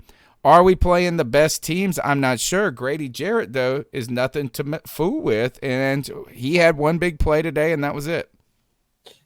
Yeah, I think our offensive line right now is looking better than it has. That's been the surprise of the season. That was my worry. Best since 2015. Our offensive line has looked the best it's looked since 2015. And by the way, that is another check mark in favor of Matt Rhule and this coaching staff after our former coaching staff. Listen, I remember that first year for Ron and Cam. Like, I think that he has, by far, this coaching staff has made the most of their short amount of time, and they have shown far greater potential far earlier than any of our previous coaching staffs. Shame in the chat room now. There's 73 viewers watching the show, 70 maybe at this moment, only 36 likes. Smack the like button like we just smacked the Falcons around that football field. The Carolina Panthers are on a win streak, baby, and you need to give a thumbs up to win streaks and subscribe to the C3 Panthers podcast. Call into the show. The number's 252-228-5098. Let's go to the next call. Hey, y'all, what's up? It's Barney from Brooklyn. I'm just calling because first off, I love the podcast. Y'all are great. It's hard being an out-of-market fan and being in Brooklyn. It's great to tune in and listen to y'all. So much love and appreciate everything you're doing. Next up, I don't understand what's going on. This year is not breaking how I thought it would be. We have a receiving core that is good. We have three reliable receivers, which is something we haven't had in a really long time. Christian McCaffrey's down. Mike Davis is doing fine. He's doing great. He looks good out there. Teddy Bridgewater he's really not making mistakes at all. The first half today, he was kind of lights out. I mean, his connection with Robbie Anderson is really, really turning into something. Special teams is not a liability. We're sixth in the league in kick returns right now. That feels awesome. This is just not what I expected at all this year. I'm so confused. So is it the coaching? Is that what's happening? This team feels like it's got something going on right now. So, I just don't know how to feel. I don't know how to feel because I'm so used to getting my hopes up and then just getting dashed. But I don't know, man. I think it might be the coaching. What do y'all think? 100%. Yeah, 100%. I think when you have such a young defense and then you have an offense that is very much, and I think we're starting to get the identity that we were talking about. We weren't sure we don't know who we are as a football team. I think we're starting to get that. And that tough ass football team thing that they talk about, I think is a big part of it. I think these guys are fighting for each other, and in a season that most people wrote off as being the rebuild season, where don't expect much out of the Carolina Panthers. We're going to rank them on the, probably number 31 on the power rankings because we just don't know. Even though, there's some promise, there's some potential. We don't know what we have in Matt Rhule, all these things. And these guys are coming out and they're showing, right? And Matt Rhule said it from the get-go. He said, we're not rebuilding because, you can point to my time at Baylor and Temple all day, but those you're not dealing with the highest class. You're having to rebuild a program from top to bottom, not getting the top recruits in the country because those are going to Alabama, Clemson, all those people, right? And so, but here, guess what? These are the best of the best players. You're not getting people in the NFL that wouldn't have been what considered a great player. So I think let's just say this is I would say few of these guys would have gone to Temple, but it turns out a lot of them did. Yeah. And not to mention when you're in college, you have 100 players on your roster. You have 53 in the pros. It's a lot different. Yeah, you got a lot less talent to choose from, a lot less rotations you can use. So there's a difference. Once again, everybody knows my position on Matt Rhule. I'm not saying the guy's doing terrible. Still don't believe he's, I'm not sold on him yet, but I'm not going to say he's being. All right, being let's just say coach. this: is you keep talking down on Matt Rhule, and I'm going to keep talking down on Curtis Samuel because I'm talking Curtis Samuel. What's you want to know why? Is because for 4 years or 3 years, all I did is praise and glory be to Curtis Samuel's name. He didn't do shit, and now I'm talking junk about Curtis Samuel, and he's actually starting to play a little bit. Okay. I like you know what I'm saying? Is that so I'm keeping it up. I'm not changing my socks. This is baseball's equivalent of not changing my socks. Curtis Samuel is a bum. No, he's made some. It means to keep them balling out. Yeah. He's made some big plays for us in the last 2 weeks. I'm excited about that. I've been and sorry, Brandon Herbert, but I'm going to go back to this, is that if you guys say that Curtis Samuel, the reason he has not been a factor over the last couple of seasons, not having to get the ball, somebody to get him the ball down the field, where is it now, A? And B, Robbie Anderson is better at a deep threat than even Curtis Samuel is, and we're still not getting it down there. So I think this is that, again, one of the limitations that we're going to see is that I don't think we're going to see a lot of Curtis Samuel's stat lines that are 3 for 90 yards and a touchdown unless he's breaking 50 or 60 tackles. What do you see? What do you think it would take for Matt Rhule to get Coach of the Year? Ooh, playoffs. That's a good question. We have to kind of look. I think one is. Go ahead. Who was it? I want to give credit where credit's due. I think it might have been Jeremy Igo who put this on Twitter. But is that right now, Matt Rhule is easily one of already a Coach of the Year candidate, if not the most deserving of it. We are man, stop it. We are a team that has a ton of coaching turnaround. We went from Cam Newton to Teddy Bridgewater. Everything is new. We drafted an entirely new defense. Our defensive backfield is what it is. Like, there was a legitimate case to make before the start of this season that the Panthers did have the right formula to be one of the worst teams in football. And right now we're 3-2. And in the era of COVID, fuck off, bro. That is a lot. I know. I think he's actually the front runner.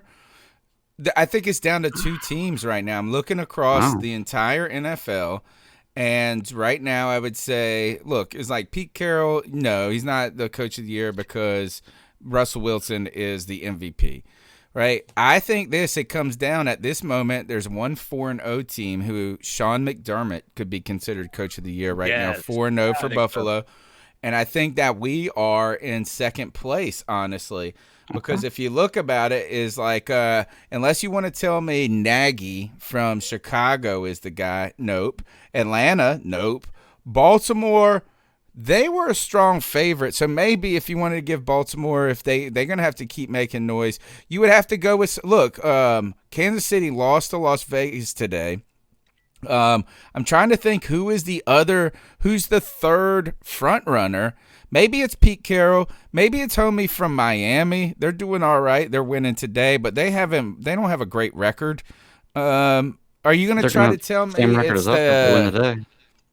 Yeah, but are they? Are they on the positive? I think so. I think they're 2-2 right now. Yeah, I'm not sure. I have to check. I could be wrong. So Miami.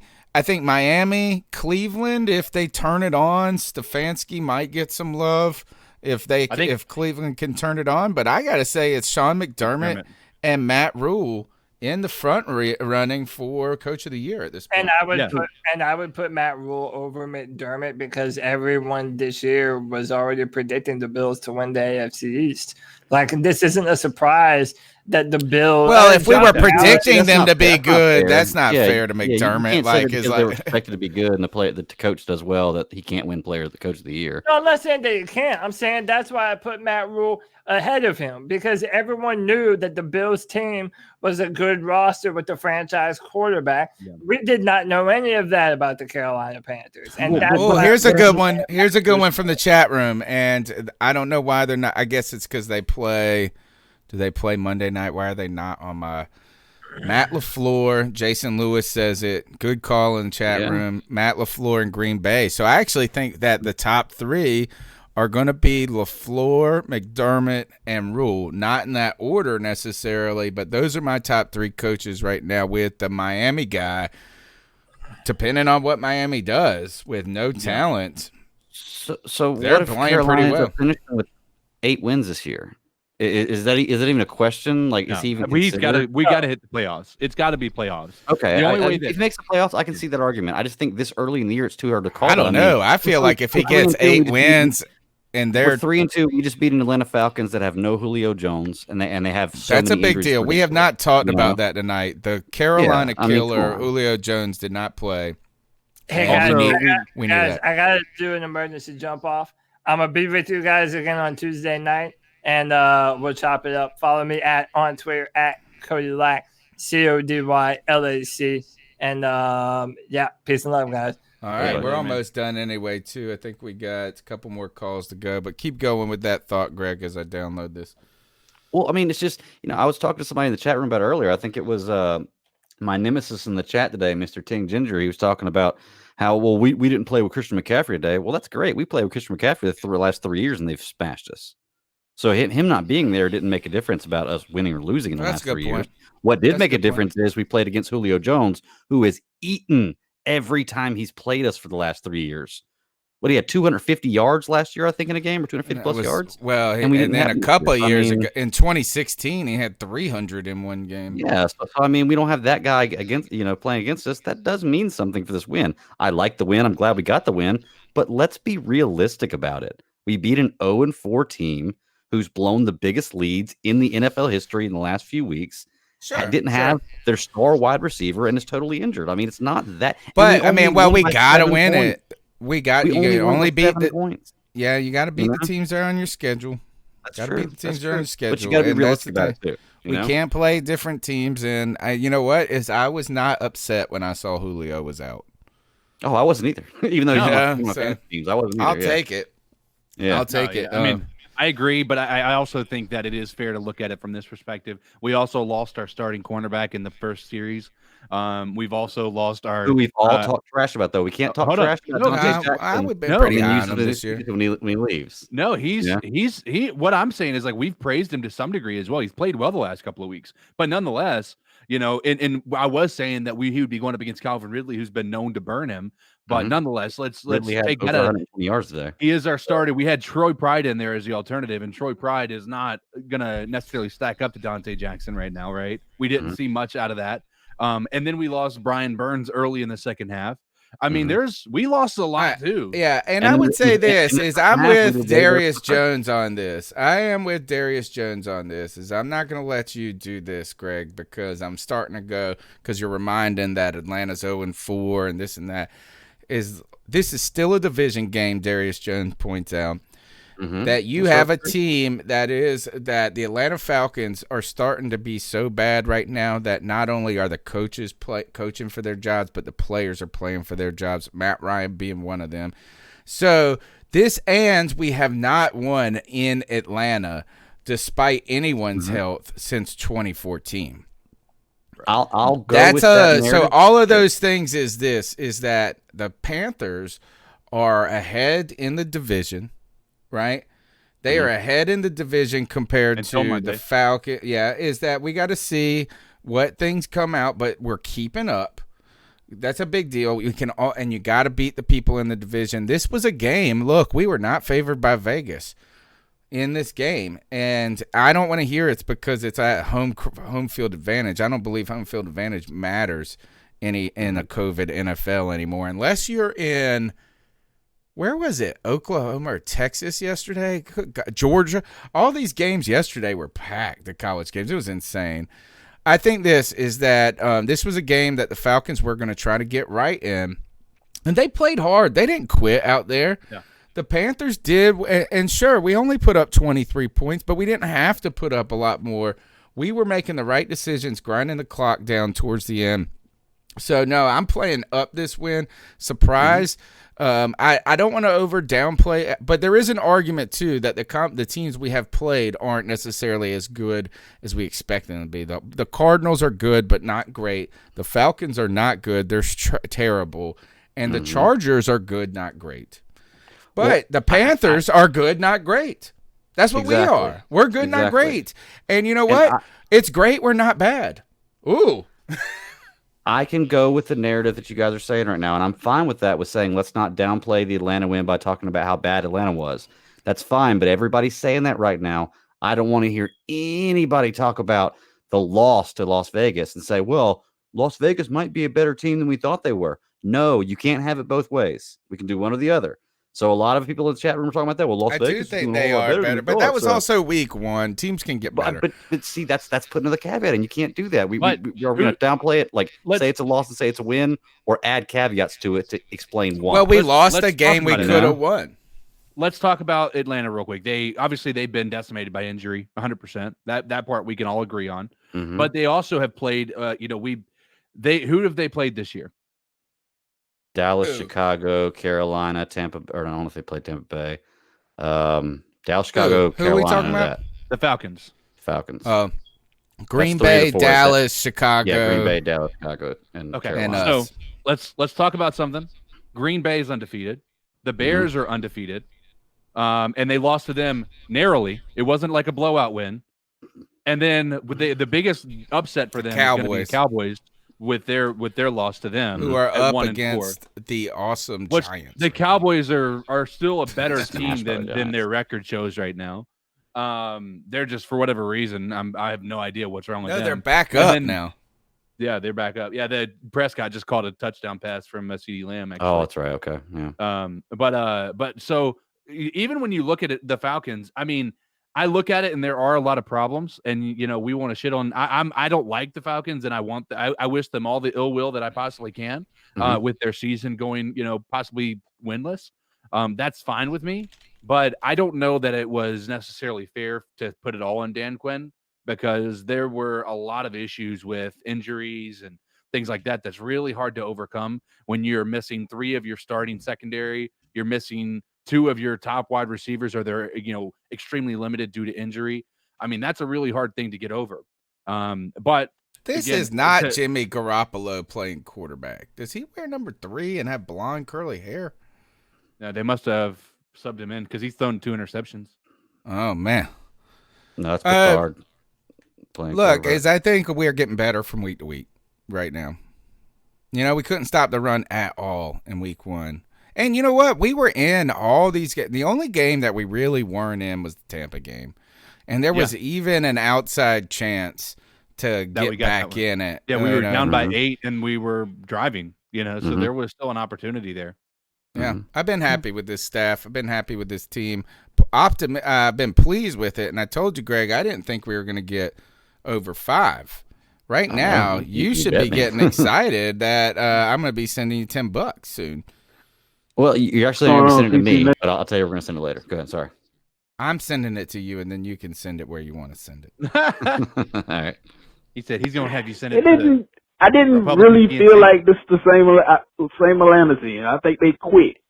But oh well, hey, the thing is, man, you got to take advantage of a hurt dog, man. You got to, not a hurt dog.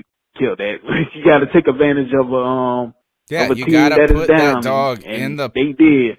Kiddie pool and electrocute it like Mike Vick. About to get fired. I think he is fired. You about to get fired, so peace on. Hopefully we go on our streak and beat them. Same time, man. I hope a lot of I see a lot of understandably a lot of fans are happy, and but I just want to say, man, we let's take it week by week, man. To see how this thing go, man. Because last year we were at the same record.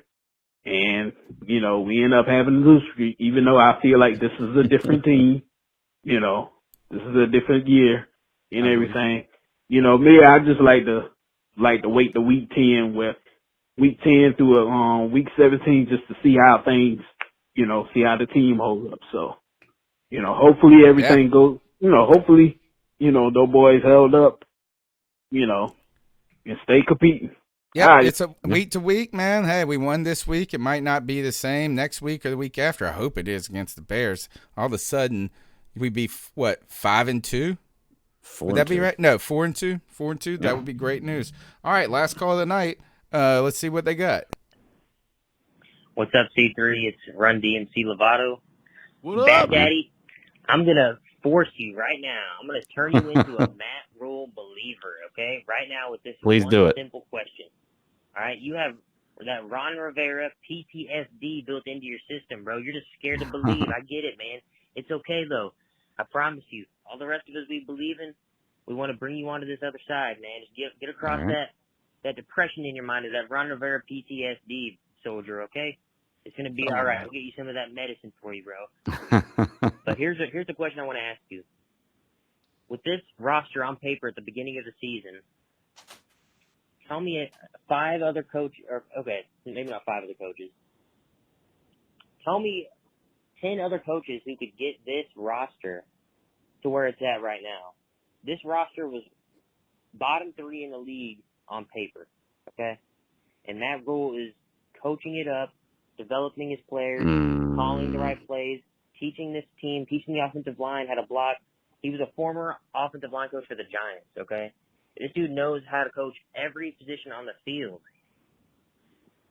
Tell me another coach, 5 other coaches who can get this roster to where it's at. Just tell me.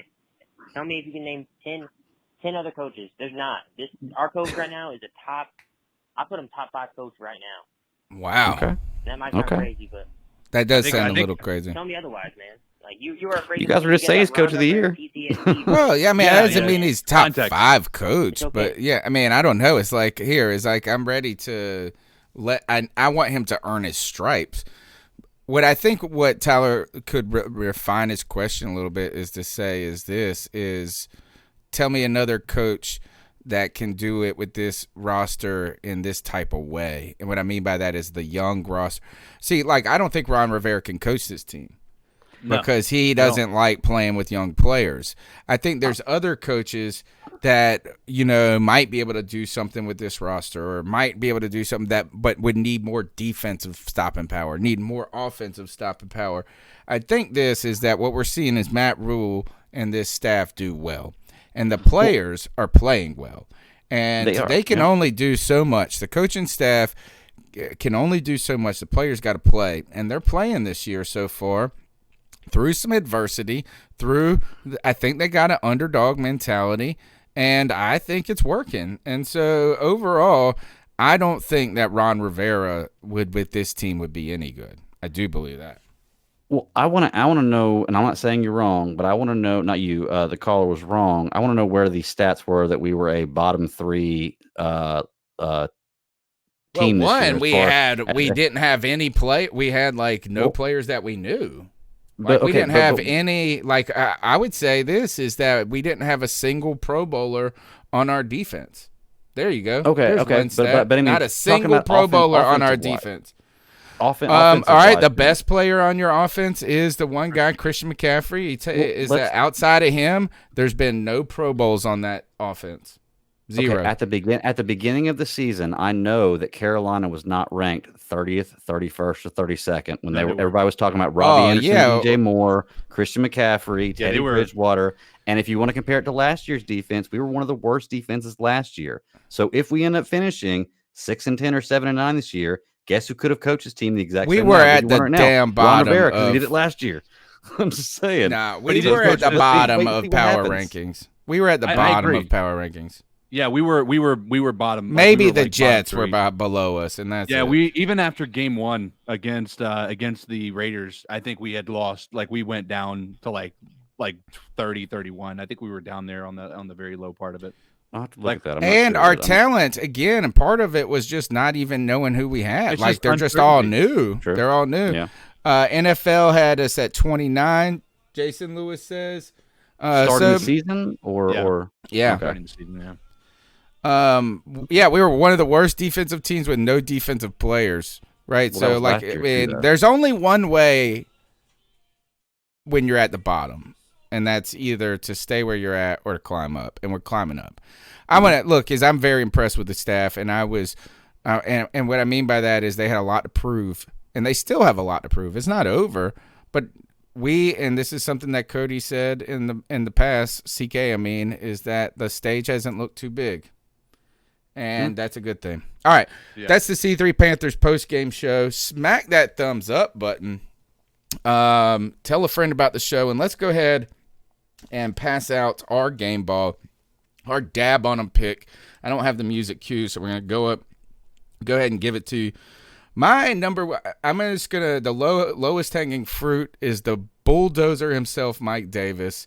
And somebody else better pick Robbie Anderson because he's had a ton of catches and yards through 5. But Mike Davis just playing angry and hurting people.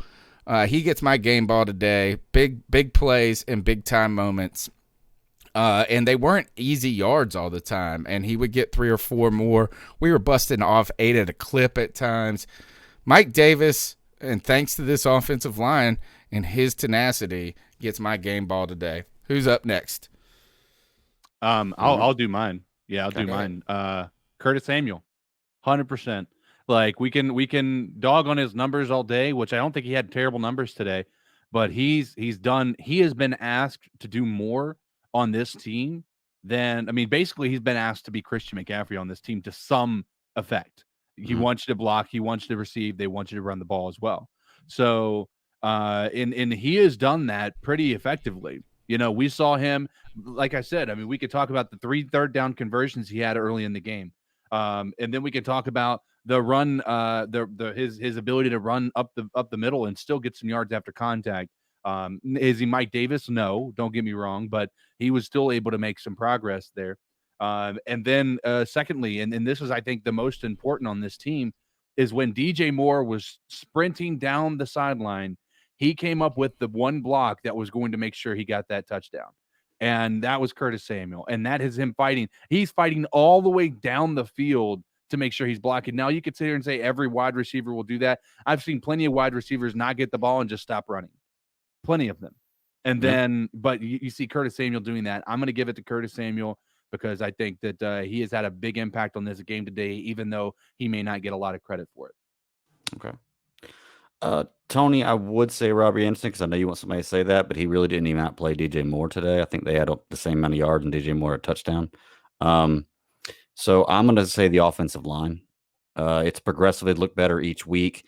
Maybe that has to do with Matt Rhule being an offensive line coach, and I hope it is. And if he's improving the line, that's great. That's what I want to see. I want to see prove me wrong. I want to be wrong in the situation.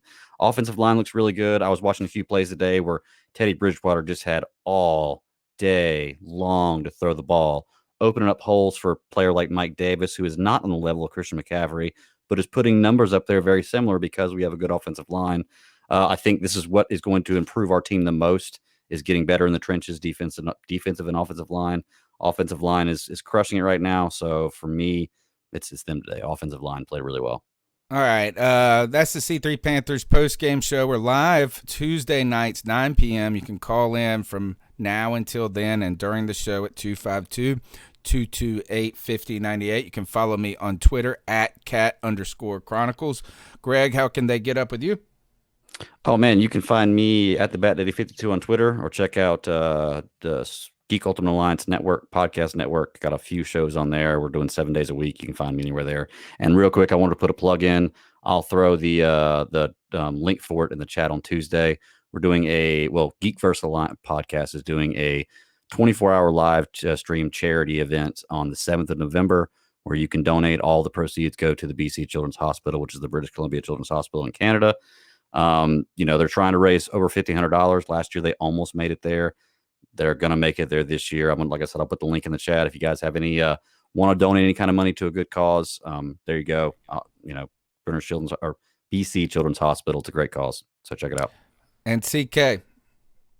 Yeah, you can find me streaming most nights on Facebook Gaming at Codell Allen, or on Twitter or Instagram. You can find me there as well. Come hang out. We've been playing a lot of this horror game called Phasmophobia. It's pretty fun. Wednesdays, picking with the professor, scouting the opponent, and we're getting better. Look, the post-game show has been great today. Lots of calls, lots of callers, lots of breakdown, and we did it under 2 hours. We'll see if we can get that long-form podcast on Tuesday under 3. If so, it's a win, win, win, win, and 3 wins in a row makes a streak like the Carolina Panthers. I hope the Atlanta Falcons continue to stink, and until then, keep pounding. Keep pounding. Keep pounding.